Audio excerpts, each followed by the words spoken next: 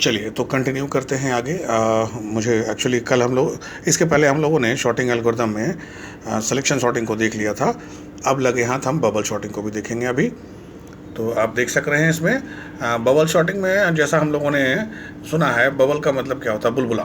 तो बुलबुला मतलब इधर से उठा उधर चला गया, उधर से उठा उधर चला गया, बस वैसा ही कुछ है। सिलेक्शन सॉर्ट से ये बहुत ज़्यादा डिफ़र नहीं करता, बहुत ज़्यादा नहीं, लेकिन ऐसा नहीं कि डिफ़र नहीं करता, डिफ़र तो करता है। डिफ़र है थोड़ा सा, कहाँ पर देखा जाए। कहता है कि this is a comparison based algorithm. Selection sort भी था, ये भी है। In which each pair of adjacent elements, ये लाइन ज़्यादा इंपॉर्टेंट है। Each pair of adjacent elements, ये ज़्यादा इंपॉर्टेंट लाइन है। Each pair of adjacent element is compared and swapped accordingly.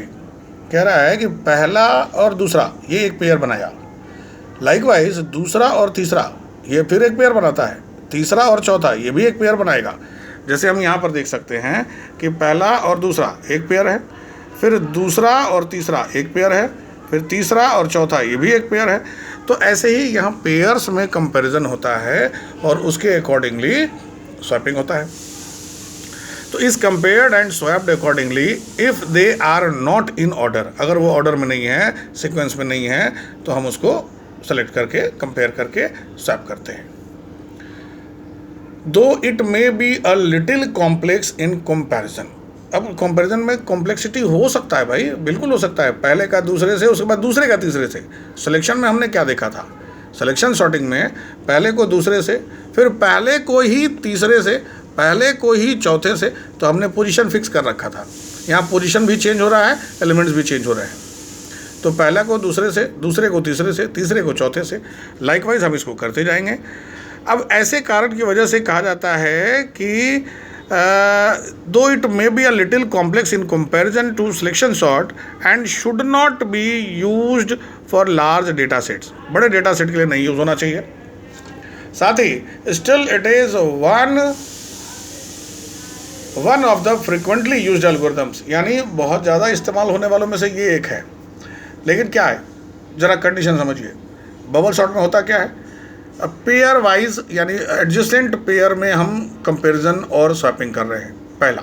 दूसरा, बड़े डेटा सेट्स के लिए ये नहीं है। बड़े डेटा सेट का मतलब बड़ा डेटा नहीं, number of sets, number of datas. बहुत ज़्यादा मात्रा में अगर रैंडमली डेटा हमारे पास है तो हम इसको फ्रूटफुल नहीं समझते। तो बड़ी ज़्यादा मात्रा में अगर डेटा है तो नहीं करना चाहिए।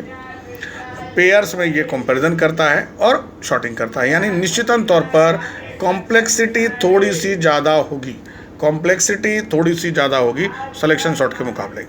आगे देखिए हाउ इट वर्क्स। कह रहा है in a random set of elements the first two elements, कौन से?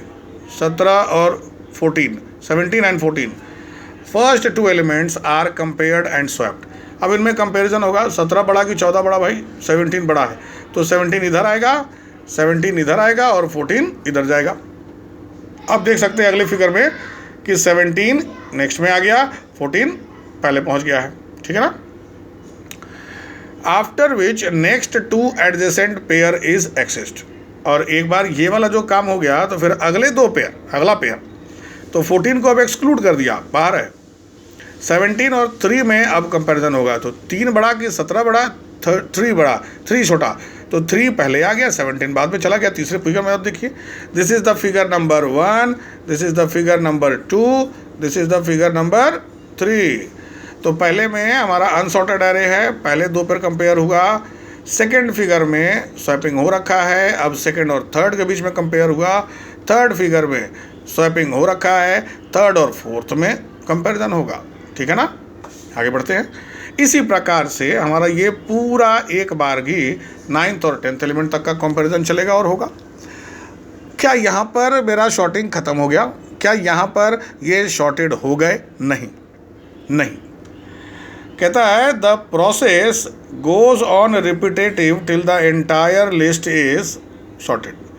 जब तक कि पूरा लिस्ट शॉर्टेड ना हो जाए तब तक ये प्रोसेस लगातार में चलते रहेगा। अब आगे बढ़ते हैं, इसका एल्गोरिदम देखते हैं।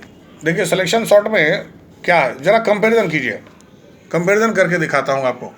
सिलेक्शन सॉर्ट में था, सिलेक्शन सॉर्ट में क्या था, इफ ए का आई इज ग्रेटर देन ए का जे देन टेम्प बराबर ए का आई बराबर ए का जे। बड़ा ध्यान से समझिएगा, ये तो सिंपल सा स्टेप है। ए का जे बराबर टेम्प, यानी पहले को दूसरे से कंपेयर करो, ये पहला पॉकेट ये दूसरा पॉकेट, पहले को दूसरे से कंपेयर करो। अगर पहला बड़ा होता है तो टेम्प में सेकंड वाले पॉकेट को डालो, है ना, सॉरी फर्स्ट वाले पॉकेट का वैल्यू जो है वो टेम्प में जाएगा।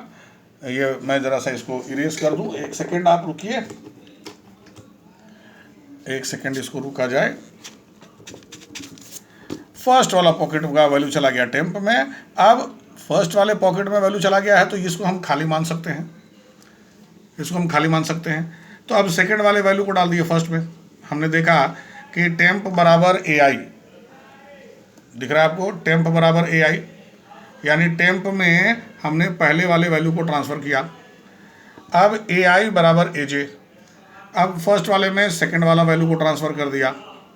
अब ए जे बराबर टेम्प, अब जो ये वाला खाली हो गया है, ये वाला जब जा चुका है तो खाली हो गया, तो हम टेम्प को इसमें डाल देंगे तो हमारा वैल्यू इंटरचेंज हो गया, स्वैप हो गया। लेकिन यहाँ पर ये चीज़ नहीं है, यहाँ देखिएगा कि यहाँ पर थोड़ा सा डिफरेंस है। डिफरेंस क्या है कि अगर इस प्रकार से वैल्यू है, मान लीजिए पहला वैल्यू 17 और दूसरा 14 है, तो 17 और 14 का कंपैरिजन हो रहा है। आप देखिए लिस्ट आई ग्रेटर देन लिस्ट आई प्लस 1, तो लिस्ट आई कौन, ये वाला हो गया आई, और ये कौन हो गया, आई प्लस 1 हो गया, ठीक है ना। तो list I is greater than I plus 1, यानी 17 अगर 14 से बड़ा होता है तो इंटरचेंज होगा, बड़ा है तो इंटरचेंज होगा, क्या होगा, टेम्प में जाएगा लिस्ट आई, यानी टेम्प में क्या वैल्यू आया, तो 17 आया। लिस्ट आई यानी अब पहले वाले पॉकेट में क्या वैल्यू आया, तो लिस्ट आई में बोले तो यहाँ 14 आया, और अब लिस्ट आई प्लस 1 में कौन आएगा, तो टेम्प आएगा, यानी 17 आ गया, वैल्यू इंटरचेंज हो गया। The entire process is repeated. The entire process is repeated till the last of the list. जब तक कि लिस्ट का लास्ट ना हो जाए, till it gets sorted, जब तक कि ये sorted ना हो जाए। Remember this is recursive in nature. मैंने पहले ही बताया है कि ये recursive in nature है, यानी कि ये बार बार से होने वाला है। कब तक होगा, recursive का मतलब खुद को कॉल करना। यहाँ ये खुद को कॉल करने पे फोकस नहीं कर रहा है, यहाँ ये कह रहा है कि आप वापस उस लिस्ट को दोबारा से एग्जीक्यूट कीजिए। तो कह रहा है कि जब पहली बार हो गया था, आप that is after the first instance when list is treated first time till last node. पहली बार जब हम पहला से लेके लास्ट नोड तक ट्रीट किए थे और हमने देखा कि हम कहीं पर भी सॉर्टिंग के आसपास नहीं पहुंच पाए, तो होगा क्या सॉर्टिंग खत्म कर देंगे वहाँ, नहीं, वापस पूरे लिस्ट को कंसीडर करेंगे, फिर से पहले से दूसरा, दूसरे से तीसरा, तीसरे से चौथा। जैसे यहाँ पर देखिए 17, 14, 3, 12, अगले लिस्ट में आया 14, 17, 3, 12। आप देख रहे हैं सीक्वेंस ये दोनों सेम है, बट ये दोनों चेंज हो गया। वापस 14 फिक्स हो गया, 3 और 17 में चेंज हो गया, वापस 14, 3 और 12 आ गया, यानी 17 और 12 में हो चुका है। तो एक बार की हम जब ये पूरा ख़त्म कर चुके होते हैं, 1, 2, 3, 4, 5, 6, 7, 8, टोटल एलिमेंट कितने हैं, 1, 2, 3, 4, 5, 6, 7, 8 एलिमेंट है, 8 बार हम कर चुके हैं। तो हमारा लिस्ट कुछ इस फॉर्म में है, 14, 3, 12, 17, 27, 10, 11, 10, 11, 30। बट ये सॉर्टेड नहीं है, हमें क्या करना होगा, वापस एक बार करना होगा। वापस एक बार ही नहीं, अगर यहाँ पर 8 एलिमेंट है तो मिनिमम 8 बार ये सॉर्टिंग होगा, तब जा करके हमारा पूरा लिस्ट सॉर्टेड होगा। ये जो एक बार की हम पूरे एलिमेंट्स को सॉर्ट करते हैं ना, इसी को बोलते हैं फर्स्ट पास। फिर जब दूसरी बार करेंगे तो सेकंड पास, फिर जब तीसरी बार करेंगे तो थर्ड पास। हम देखेंगे कि कितनी बार में हमारा लिस्ट सॉर्टेड हो जा रहा है। जितना कम से कम बार में होगा कॉम्प्लेक्सिटी उतनी कम होगी, जितनी ज़्यादा से ज़्यादा बार लगेगा कॉम्प्लेक्सिटी उतनी ही ज़्यादा होगी। ठीक है ना स्टूडेंट्स, तो एक बार ही आप इसको फिर से अपने से खुद से देखिएगा, एक बार छोटे 2-3 एलिमेंट लेकर के। चलिए मैं आपके लिए क्या करता हूँ कि 3 एलिमेंट का एक छोटा सा डेमो रखता हूँ, 3 एलिमेंट देखता हूँ कि हम उसको शॉर्टिंग कैसे कर पाते हैं, तो इससे आपको भी मेरे हिसाब से थोड़ी सुविधा हो जाएगी। भाई पेंसिल साहब कहाँ चले गए, आप आइए पेंसिल। हमने क्या किया, हमने 3 एलिमेंट, कोई भी रैंडम 3 एलिमेंट ले लिया है। आप देखिएगा मेरी बात को, हमने एलिमेंट लिया है मान लीजिए 12, हमने एलिमेंट लिया है 6 और हमने एलिमेंट ले लिया है 23। अब हमें इसी को शॉर्ट करना है, और हम किससे शॉर्ट कर रहे हैं? बबल शॉर्ट से। तो सबसे पहले क्या करेंगे? 12 और 6 को कंपेयर करेंगे। तो 6 और 12 में 12 बड़ा है, तो हमारा अगला फॉर्म बनेगा 6, 12 और 23। हालांकि ये शॉर्टेड हो चुका है लेकिन हमें नहीं मालूम, तो हम इसको कर चुके हैं। अब हम 12 और 23 को करेंगे। यहाँ पर देख रहे हैं कि ये ऑलरेडी अपने ऑर्डर में है, इसलिए हमारा काम यहाँ पर ख़त्म हो गया। तो एक ही बार में हमारा ये सॉर्टिंग हो जाता है, हमारा फर्स्ट पास के बाद ये सॉर्टेड हो जाता है। लेकिन अब अगर ऐसा नहीं होता, मान लीजिए इस 23 की जगह हमारा जो लिस्ट है वो कुछ ही होता, 12, 6 और 3 अगर ऐसा होता, तब हम क्या करते?